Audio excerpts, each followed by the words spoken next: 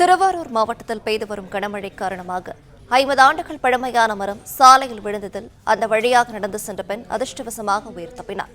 கூடுதல் விவரங்களை தருகிறார் நம்முடைய செய்தியாளர் ரவி. ரவி, வணக்கம். இது பற்றின மேலும் விவரங்கள். வணக்கம். திருவாரூர் மாவட்டத்தில் பாத்தீங்கன்னா இந்த பெங்கல் புயல் காரணமாக நேற்று காலை முதல், அதாவது இன்று வரை கனமழை என்பது நீடித்து வருகிறது. இந்த நிலையில் திருவாரூர் மாவட்டம் நன்னிலம் அருகே நன்னிலத்திலிருந்து சன்னாவரம் செல்லும் சாலையில் உள்ள நல்லமாங்குடி என்கிற பகுதியில் சாலை ஓரத்தில் உள்ள ஒரு 50 ஆண்டுகள் பழமையான மரம் ஒன்று இந்த கனமழை காரணமாக திடீரென சாலையில் சரிந்து விழுந்தது. இதில் அருகில் உள்ள மின் கம்பத்தின் மீது பட்டு மின் கம்பம் அடியோடு சாய்ந்துள்ளது.